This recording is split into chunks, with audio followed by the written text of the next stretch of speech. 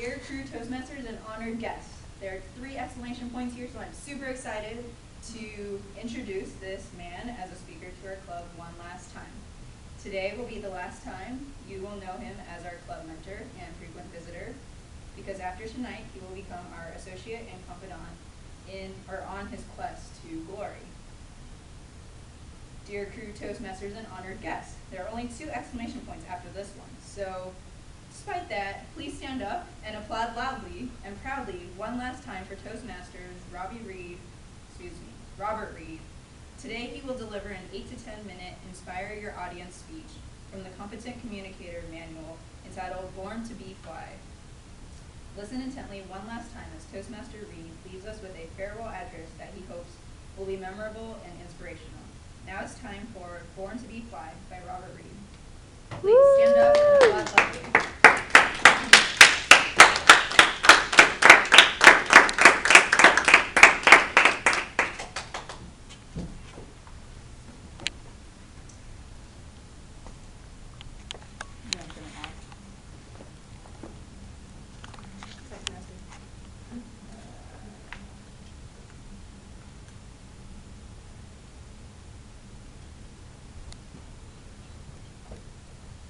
The difference between the impossible and the possible lies in a person's determination. CWRU, aka Case Western Reserve University Toastmasters, and welcome guests, especially welcome guests for Vietnam, Xin Chao. If you did not recognize those words are straight from Tony Lasorda's book, I Live for This. And for those of you who didn't know, Tony Lasorda is an award-winning writer. But how many of you guys are baseball fans?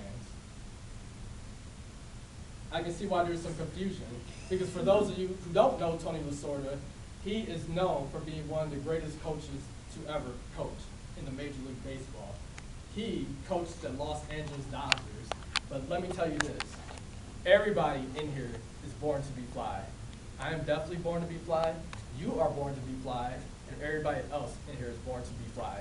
Because for those of you who did not know, Tony Lasorda was actually a starting pitcher. In fact, his best record is 0 wins, 4 losses with an earned run average of 6.48 with 37 strikeouts. And that is not in a week, in a month, or in a year. His statistics was his statistics over the course of his whole career. But see, he didn't let his mediocre baseball career stop him from being a part of the game he loved. He went on to coach. He went on to gain over 1,500 wins, win 2 World Series, the first one coming within 5 years of his starting date in 1976, and his second one 7 years later, because he decided that he was born to be fly. I am born to be fly because I realized that Toastmasters is the key for me to be born to be fly. In fact, one of the key things to be a distinguished Toastmaster is to mentor a club. And I was so happy to be selected to mentor you guys. I remember that day as if it were yesterday. Deanna Moore comes up to me. She looks at me, and this is what happened. Toastmaster Reid, arise. My master, what is thy command? You are to go to the CWRU Galaxy and train up a new horde of acolytes. These acolytes will become the best of our force. Your wish is my command, my master. So I remember that cold November day. I walk in and I see Sarah Dow. I see the big Indian girl. There were many of them. I see Lisa Ritchie, and I see Peter Hoffman, and nobody else. But I realized it was the first meeting. The club had only been open for 5 months. So I was ready to go, because I realized that if I could beat the best speakers in North Carolina, if I could showcase my skills in other countries, and if I can crank out a contest out of my lazy band of speakers at the NASA Toastmasters Club, I knew I could make something out of nothing with you guys. But boy, was I wrong! There are so many things that went wrong with my mentorship role. So many things. I come into the club and there was constant swearing. I come to the club where I would give up and give a speech, and here was the applause. Like, where's my applause? You gotta welcome the speaker. one time I showed up to a meeting and there was no meeting. I called up Sarah Dow and said, "Where you at?" It's like, "Oh, well, I canceled the meeting because nobody showed up." I said, "Sarah, the #1 rule of being a Toastmaster is to see things through and to never, under any circumstances, cancel a meeting unless somebody died or there's a public holiday everyone wants to go drink for. Then it's acceptable." So it was pretty rough. And pretty soon, I found out you guys were tuning me out, that Miss Priya Toyota would not smile at my jokes. She took a lot of things too seriously. So then I realized that for me to Born to Be Fly, I had to travel across the globe to get something to motivate you guys, to inspire you guys, to realize that you can be born to be fly. So I landed in Australia, hopped on my kangaroo, and finally managed to find a Toastmasters Club to let me in. And what I witnessed was very disappointing. It was a bunch of miscreants chilling back, telling jokes, impressed by the way I spoke. And we spoke the same language, so there wasn't much of a language barrier. I went to another club, I was just starting to find out that they not only had an agenda, they spent 10 minutes filling the agenda, with me serving as a general evaluator amazingly. During my trip, I realized that, what if I wasn't born to fly? What if I was destined to fail?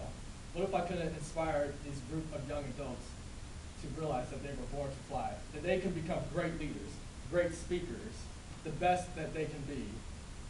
So I got on that airplane, I returned to Cleveland during a mightily cold winter, very disappointed. I could not even show my face to the Toastmasters Club until a month later. Not because I was scared, but because I was having car trouble, and I did not love you guys that much to take that dangerous plunge down that hill to go to your meetings. So the first time I interacted with you guys was at the Winter Toastmasters Leadership Institute. It was there that I realized that maybe they were born to fly.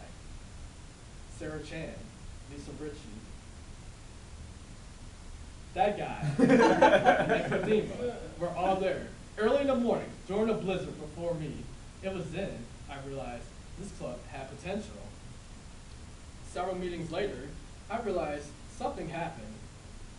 Somebody went from being the little chicken to the mighty phoenix, in which everything flowed on point. Everybody clapped when people spoke. People were giving speeches, and it wasn't just one speech in the meeting. It was 2, 3, maybe it was 4 speeches as it was today.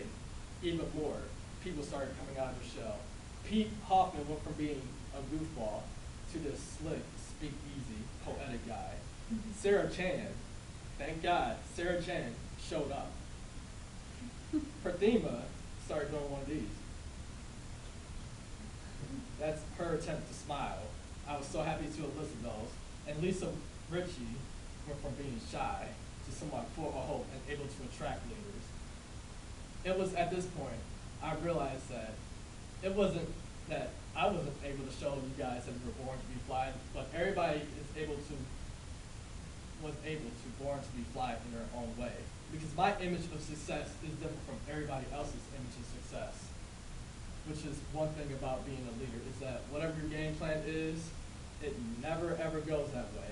You have to have a goal in mind and hope that everybody can get there on their own time. Because you guys are essentially not Tommy Lasorda, maybe like Rihanna, definitely not Barack Obama, but you are the ugly duckling.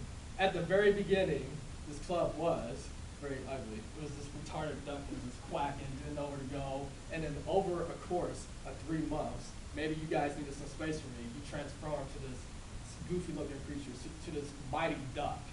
This big mighty duck with a hockey stick, with a goalie mask that was capable of taking out the competition. Every time I presented you guys with a challenge, you guys rose to it. I remember spending an hour, wasting my minutes talking to Pete, trying to convince him to participate in the area contest. And you know what happened? He slaughtered that area contest. And he was so happy best in every division. I went from showing a list of, hey guys, this is what you need to work on to get better, to taking out my pen and say, you know what, tell me how to do that again. I want to show that to other clubs. Because at the end of the day, you guys have realized on your own that you were all born to be fly. So I'm going to leave you with this quotation by Cognito, who was with strange music from the song Born to Be Fly. Never mind that I am a genius. You would never know that I go to places that celebrities go. I separated the hated, debated. What the hell am I to do? Because I was born to fly. Toastmaster.